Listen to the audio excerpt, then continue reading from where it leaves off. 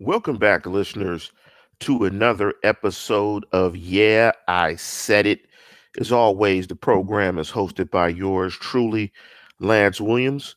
Thank everybody for chiming in and jumping into the live chat and your contributions there. I want to thank you for that. I want to thank anybody who's joined us on their Friday. I sound a little bit subdued, a little bit tired, but we always bring the show to you. Want to send a big shout out to Zachariah Barajas, the first gentleman to jump into the live chat. Before we jump into the show itself, I want to go through some of the business stuff. If you want to contribute to the program, we have the super chat feature on the bottom of the page. Just hit the $sign. And if you want your question to jump into the top of the queue, we'll do some Q&A in this particular show. Just hit that. Also, if you really want to support the program, we have a drive to 6,000 subscriptions by the end of the year. Subscribe to the show and also bang that like button. You know what I'm saying? Bang, bang, bang, bang, bang that like button. For everybody that jumped in here, Zachariah, Joey, Player ZT, Brad, Strap, TRG, Dre Coleman, Nigel Jackson, Donald Nolan, bang, bang, bang, bang, bang, bang, bang, bang, bang. Make sure all you guys, Lee Willis, make sure all you guys, bang, bang, bang, bang, bang, hit the like button. Big up to Lee Willis. I don't know if you knew my cousin David Johnson. My cousin David Johnson went to Perry Traditional, played on that team. I believe that beat Berwick back in the day. I think they beat Berwick for the state championship. He played on that legendary Perry Traditional football team. So I don't know if you know my cousin David Johnson from Manchester, but this is a small world, Lee. I would not be surprised if you did know my cousin David Johnson. So before we jump into the program, let me give you what we are going to talk about before that. And I knew it. Lee was 2 years before David. So yes, I knew it was a small world. So David Johnson, Lee is, I believe, my second cousin. David is my second cousin, my little cuz from Manchester. Known him all his life. That was an awesome team. So, but let me get back to the business of the show. The title of this particular Yeah, I Said It is Yeah, I Said It. The Steelers will make the playoffs if. Let me pause you. And let me just say that again. The Steelers will make the playoffs if. And let me tease this. Let me give you a couple of stats here concerning the Steelers offense as it exists now under Mason Rudolph. Let me define what a big play is. A big play, in my opinion, is a play of 20 or more yards, 20 plus. So if you go to a website and you take a look at stats, they'll have 20 plus and 40 plus if you look up passing game stats and in the run game. And I'm just focusing on passing plays for the purposes of the show. So right now, the Steelers rank 26th in the National Football League in passing plays over 20 plus yards with 18. In terms of passing plays over 40 plus yards, the Steelers rank 12th at 5 with 5. Now, compare that to the Kansas City Chiefs, who are first in the National Football League with 48 big passing plays. That's a difference of 25. And the reason I point that out, and this will get to my point of the Steelers will make the playoffs if you're not matriculating the ball downfield, converting third downs, you're going to have to score and get into the red area with big passing plays. You're going to have to get it in chunks. And particularly when you have an inexperienced quarterback starting for you like a Mason Rudolph, to consistently get the ball into the red area, you're going to have to get there by getting big plays, particularly in the passing game. When I say red area, that's the area between 20 yards and the goal line, or you could say between 19 to 0 yards. Either way, they're pretty much the same, but it's inside the 20. That's the red area. So if you have the ball on the 20, you're in the red zone. You're at the cusp of the red zone On the 19, you're in the red zone. So define it as you may. And good teams, typically teams that score a bunch of points, they have a lot of red zone attempts. They do well in the red zone. They score touchdowns in the red zone. So I wanted to take a look at red zone scoring attempts per game, red zone scores per game, and red zone scoring percentage. Now, red zone scores per game are TDs only. Red zone scoring percentage is also TDs only. So it's only going to give you credit for a red zone conversion if you score a touchdown, because the expectation is if you get the ball that close to the end zone, that you should score touchdowns, or the touchdown zone, as my esteemed colleague would say. Who's bad? Brian Anthony Davis. And big up to Jeff Hartman, and big up to Dave Schofield. Jeff Hartman, my co-host of The Standard is The Standard and the Steelers post game. So right now, the Steelers are averaging 21.4 points per game. And basically what I'm just trying to say is the Steelers will make the playoffs if and only if their offense improves significantly in the red zone.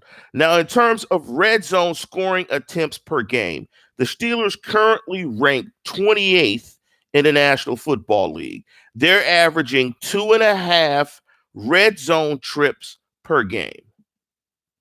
That's not good. That's not good at all.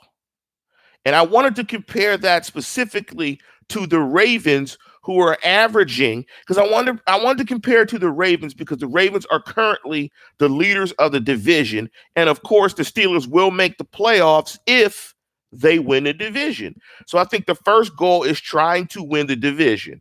And you look at the Ravens are averaging a 1.5 red zone trips more than the Steelers. So that means they are averaging 4 red zone trips per game, which is third. You convert 3 of those, that's 21 points. You kick a couple of field goals, bang, you're close to 28 points right there. So you look at the Steelers, where they're at in the division, and where the Ravens are, you could see the discrepancy there of 1.6 red zone trips per game. So what I'm saying right off the bat is the Steelers have to get more red zone trips. Their number of red zone trips has to increase and has to go up if they want to make the playoffs. In terms of red zone scores per game, the Steelers' NFL ranking is even worse. It's 29th. They're only scoring 1 red zone touchdown per game.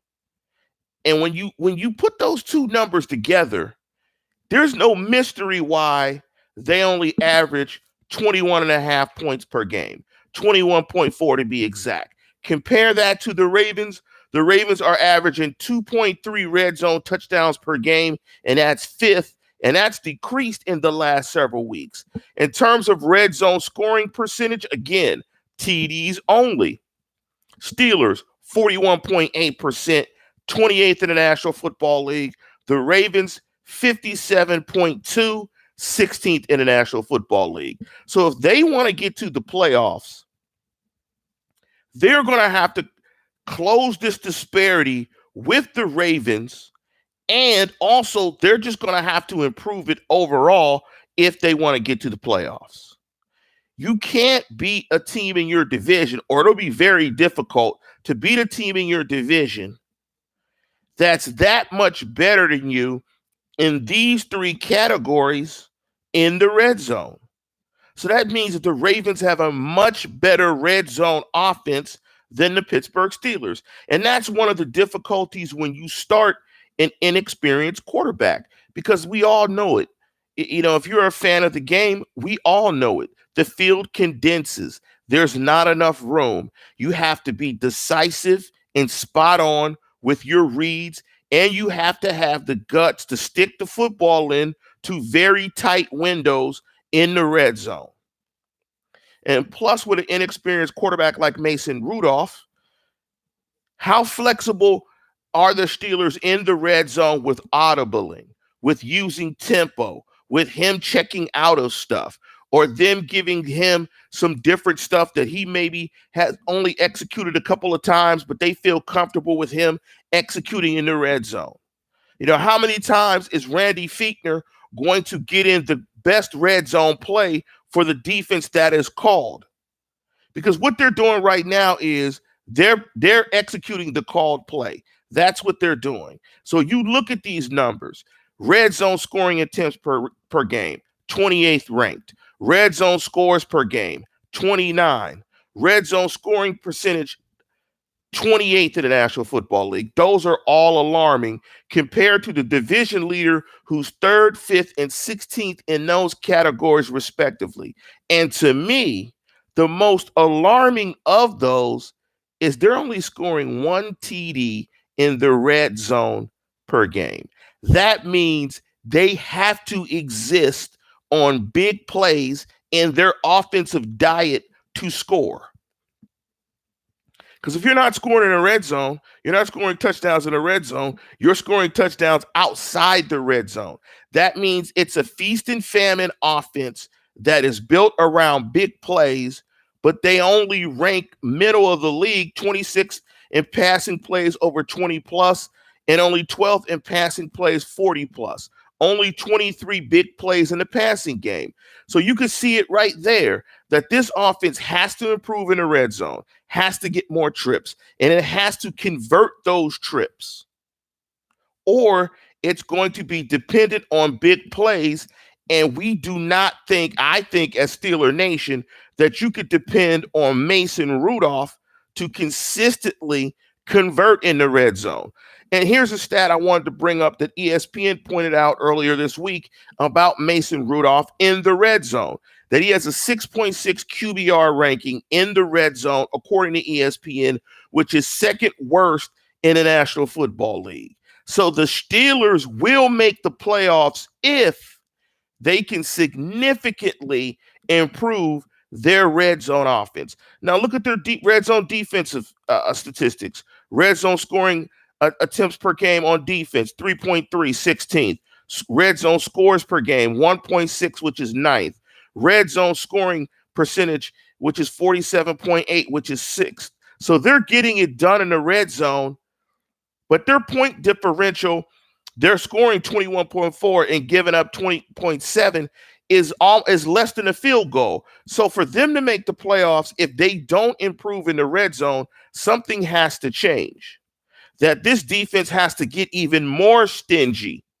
And it might be more difficult for them to do that as they start to play some more difficult opponents or some difficult opponents after this last game against the Miami Dolphins, namely against the Colts and the Rams. So this offense is going to have to really start supporting this defense and this improving defense by improving their play in the red zone. And if they do that, the Steelers, in my opinion, can and will make the playoffs. But before we jump into your questions, let me look at the live chat real quick. I like to get through the monologue first. But let me jump in the live chat, see what you're saying. Ryan Leap says the running game must improve if red zone efficiency is going to improve better. Let's see how healthy Connor is. You need a running threat for red zone touchdowns. The Ravens have a strong running game. I agree wholeheartedly. You have to be multidimensional in the red zone. If people can stuff your red zone and put you in 3rd and long, it's just very difficult to move the ball in the red zone. Very difficult. Thank you, Nolan, for the compliment. Smooth execution, stats galore, great points. But yeah, I mean, it's just difficult. They've got to run the ball down in that red area better, introduce play action, influence safeties with the running game, open up some gaps and some spaces because it's very tight in there. And if a team knows that you're one-dimensional, and particularly with Mason Rudolph, you have a quarterback that is possibly scared or reluctant to throw the ball in between the numbers, there you go. I mean, it's very difficult. And me and Jeff and Dave Schofield, the Oracle, and Jeff, my co-host, we were teasing around some topics. We help each other out over the course of our shows. And we teased the topic about James Conner. And I'm glad you guys brought James Conner up and brought up the running game. And we teased the I said it topic of Conner's durability issues or why he's not the future at the running back position. Now, it looks like this week he's going to be doubtful. And I asked Dave to bring up some statistics on his durability. And Jeff knew them off the top of his head. Big up to Jeff. That's why Jeff Hartman is the editor-in-chief of BehindTheSteelCurtain.com. Make sure you guys check it out. And including this game, which we all think he will be out because he's doubtful, he's missed 7 out of 41 games. Now, I don't know the percentages. I don't know how it ranks, but I don't know the percentage of games that guys that start miss over the course of their career at the running back position. Right now, 7 out of 41 doesn't seem too much, but if you look at it in the course of a season, that's almost half a season of missed games. And so that's probably around 15 to 16% of his games he's missed due to injury. Now, what I will say is, I don't think he's the future at the running back position, not only because of durability issues, but also because of talent issues. If any of you guys watched the game on Thursday and you watch Drake, who the Steelers, I think, were lucky to not face. Drake, former running back, I think it's Kenyon Drake, former running back for the Miami Dolphins, went to Arizona, played the San Francisco 49ers, and you could just see the juice. You could just see the juice. The juice was just oozing out. I love Conner's story. But when I look at Conner's play, he's straight up and down, no special effects. As Floyd Money Mayweather used to always say when he used to describe fighters, he's straight up and down, no special effects. It's solid. He's like a cover band. They're not bad, but they're not good. You'd rather hear the original act do the song. It's just safe. You go to a little bar, you hear a cover band, you get a couple of drinks, no harm, no foul. That's sort of what James Conner is. Drake, in my opinion, would be much better as a Steeler if the Steelers had a back like Drake as opposed to Conner. And then you put on top of all of that I just said, Conner's durability issues, and I don't think Conner is the future at the running back position. Plus, I don't think his body can hold up to the way that he runs. He does. And last but not least, man, the guy slid in the game. I mean, the guy slid like he was playing baseball. I was kind of embarrassed for him that he slid. I was just like, come on, man. You can't slide as a running back in the National Football League. I mean, I'm a little bit older probably than the majority of you guys listening to the show. And I mean, I grew up in the era of Franco Harris, man. And I grew up in the era where Jim Brown called Franco Harris out for being a punk because he used to run out of bounds. This guy slid. This guy slid. I mean, I don't know, man. This guy slid. Now, I'm not necessarily like 98671X said, the Steelers love the big, safe bruisers. I mean, I think in today's game, you need versatile guys. I like Jalen Samuels. I like Jalen Samuels' skill set. Really versatile back. Ran the ball really well, famously against the Patriots last year. Jalen Samuels is coming back for this game. I think the Steelers need him because I think they need to develop and establish the running game in this contest against Indianapolis. Particularly, I like his receiving threat in the area that we talked about at the top of the show about the Steelers make the playoffs if they improve in the red area. And I think a receiving threat like Jalen Samuels helps them in that red area. But again, I just don't think that Conner is the guy for the Steelers. I think he's just an average back. I think Conner, I think Conner is a guy that's a backup. And I know what you're saying, Ali. I know what you're saying. I know what you're saying about he slid because the dude was going for his knees, didn't want to jump. It just looked bad. It's just the optics of it. I mean, I hear it. And Bill Davis chimed in, and big up to all the cancer survivors out there. Radiation and chemo, being a cancer survivor, may have made his bones weak. I'm being real. God bless with this. Bless James Garner. I mean, I have cancer survivors in my family, so it's real. I get that. Be it as it may, though, I just don't think he's the guy moving forward. But what do you guys think in terms of my first premise about the playoffs and about the Steelers making the playoffs, and that the biggest thing right now needed to make the playoffs or to push this team forward and for this team to improve and for the Steelers to evaluate Mason Rudolph effectively is how they operate in the red zone. What do you guys think? Do you think the red zone is the most glaring issue of improvement needed for this team if this team is going to move forward and actually make the playoffs? Big up to Chris Boyd. I see you with the Rockford Files. I used to watch the Rockford Files. Now, to Curtis Jones's point, I'm not saying that James Conner is a punk runner by no means. I'm actually advocating that he alter his style somewhat if he wants to play long term. The slide just didn't sit well with me, being an old school Steeler fan. It just didn't, and he's doubtful. I think he's going to be out.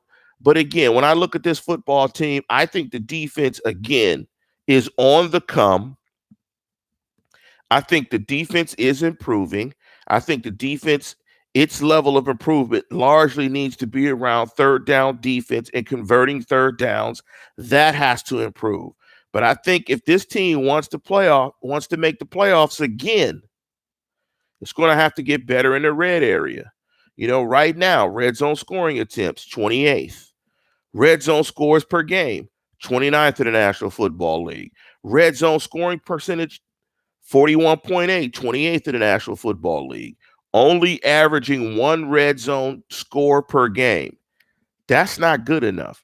That's going to have to improve. If those things improve, their 20th rank in points per game of 21.4 will increase. If that increases and the defense stays about where it is, and the point differential between points for and points against goes up to like 4 to 5 points, then you're cooking with gas. Elite territory is 7.5, in my opinion, 7 points plus. You look at a team like that team up north, the Patriots, it's probably close to 28 points, or it's close to 24 points at least.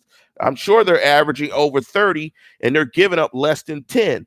So I think the Steelers can get there. I think they have to take the training wheels off. I talked about that in my show. Yeah, I said it last week that the Steelers have to take the training wheels off of Mason Rudolph. Take the training wheels off this kid. Let him sling that thing around and let the Steelers be aggressive and try to make plays in the red zone. If not, this season is going to, go in a direction I think that many Steeler fans do not want. But again, I want to urge you guys to bang that. That's that. Oh man, I want you guys to bang that like button. I'm laughing at this guy. I'm not going to say his full name on the live chat.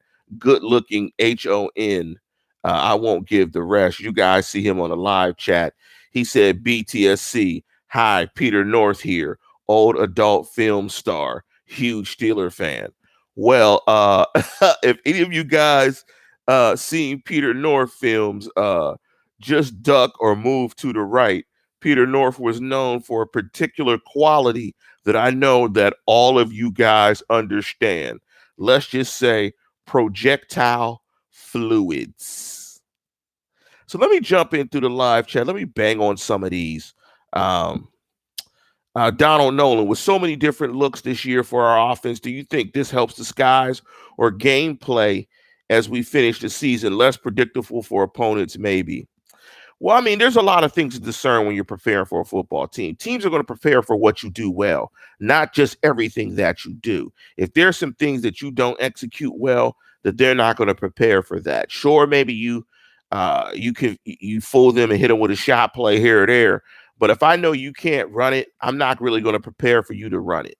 I'm going to spend a lot of my times trying to defense the things that you do well, and then we will just go over some small intricacies. Take a look at your films, look at some of your tendencies in the run game, and feel like we can handle those.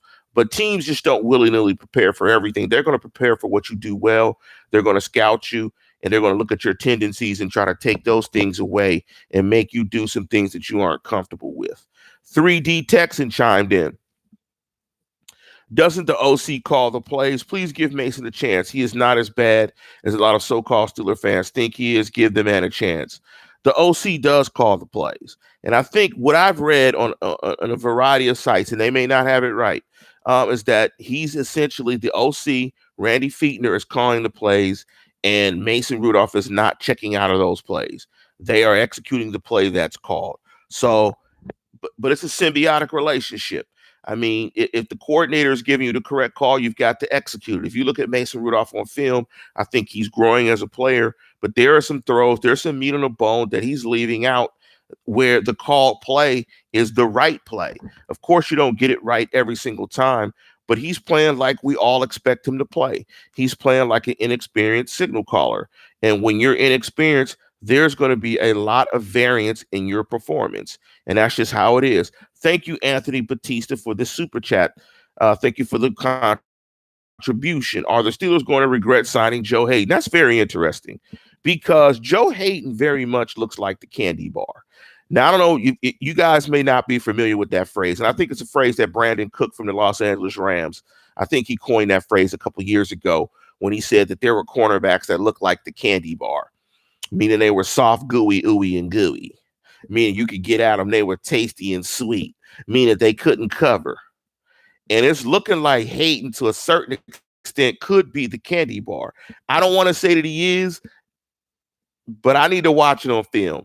I was a bit concerned, like you, Anthony, about a rookie wide receiver getting targeted exclusively against a guy that's a vet that you just signed for big money. While Steve Nelson on the other side of the field is playing fantastic football, you rarely say his name.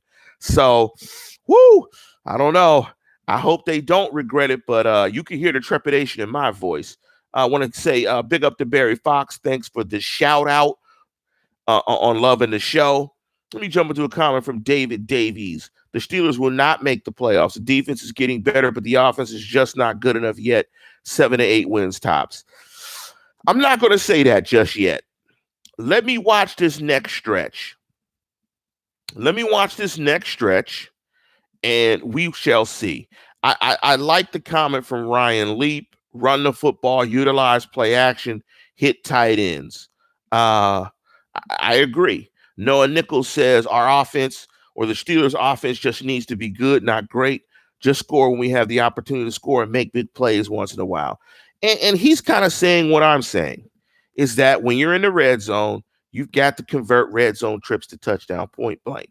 You just have to do it. If you want to be a very good team and you want to win games and you want to go to the playoffs and compete for that and have a realistic chance of going to the playoffs, then you have to convert those trips. I mean, you have to convert those trips into touchdowns. Because if you look at stats here about red zone scoring percentage, Buffalo winning record, number 1 in the National Football League, 70.5%. Seattle, number 2 in the National Football League, 67% playoff team right now. Tennessee, it's rare to see, in a case like Tennessee, who's 3rd in red zone at 66%, they probably don't get a lot of trips, but they convert those. Green Bay, winning record, 4th. Indianapolis, who the Steelers play, winning record, 5th. Philadelphia, 6th in the National Football League, winning record. Houston, 7th in the National Football League, winning record. Minnesota, 8th in the National Football League, winning record. Dallas, 9th in the National Football League, winning record. So you can see it right there. Teams that do very well in the red zone and get in the red zone are teams that win. Because why? You play to win the game. And to win the game, you have to score points. And to score points, or more points than the next person. So let me go down a little bit. I think we have another super chat here, or maybe it's the same one as I scroll through the super chat. Big up to Lee Willis. Thank you for the $2 contribution in the super chat. If you have a question, Lee, make sure you bang that question out. Let me go through here, see if we have any more super chat questions here. If we don't, we're probably going to keep it short on this Friday. I'll give you guys your time back on your Friday. I think that you guys what did Vodka Drinker say? He said there's something risky. Oh, okay. Well, I thought Vodka Drinker put something in there. Maybe it was a little risque because he said the ASS word. Um, Somebody asked, come on now, Gina Genitor. I am not CeeLo Green. I'm better looking than CeeLo Green. Come on now. I am not CeeLo Green. I did meet CeeLo Green before I knew him at a time when I lived in Atlanta. I am not CeeLo Green. In fact, if you want to call me anything, Gina, I am Cedric the Entertainer. That's who I am. Big up to my man Roberto, Football Drones, who chimed into the live chat. Big up to you. So I think that's it. I don't think I see any more super chat questions. So I think I'm going to get out of here. Also, big up to Football Drones. If you got a kid that's playing soccer, make sure you check out Football Drones. Fantastic videos. Big up to La Miranda Football Club. Big up to the DA program who plays the Earthquakes away in San Jose. Oh, let me jump into this.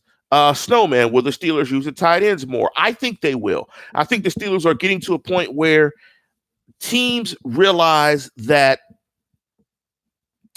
Mason Rudolph is throwing to particular areas of the field only, and he's taking deep shots outside the hashes along the boundary. Those are safe throws that will not get intercepted. However, they're low percentage throws. I think they will incorporate more throws to tight ends. Donald Nolan said, my name is Dolomite. Donald, nobody knows who Dolomite is in here except me. Signifying monkey, baby. Lee Willis, $2 contribution. Thank you. Thank you for another one. So after 7 games, do you consider Juju a number 1 wide receiver? We talked about this. Juju is not a number 1 wide receiver. Number 1 wide receivers dictate coverage. Number 1 wide receivers beat double teams consistently. And number 1 wide receivers have physical metrics that make them number 1 wide receivers. Either they're super fast, super shifty, great and open, or they're big, they're physical, they can high point it. Juju is a 1.5. He is not a number 1 wide receiver. He just needs another guy to complement him. So if Juju's a 1.5, you need a solid 2 to a 1.5. Vodka Drinker knows Rudy Ray Moore. That means you must have been staying up late listening to Rudy Ray Moore records. Dolomite movies are absolutely hilarious. If you don't know who Dolomite is, go to Netflix and watch Eddie Murphy's homage to Dolomite. Before we get out of here, let me jump into this last question. Do you really think that the Steelers try and trade for Bell at the deadline? Jeff asked me that. I don't think so. I don't think they did. I don't think that did. Unless I hear from a couple of sources that I know, I won't believe that. I can't see the Steelers doing that. But with that, we're going to conclude the program. I want to thank you guys for joining in. And as always, tune in, tell a friend, and subscribe.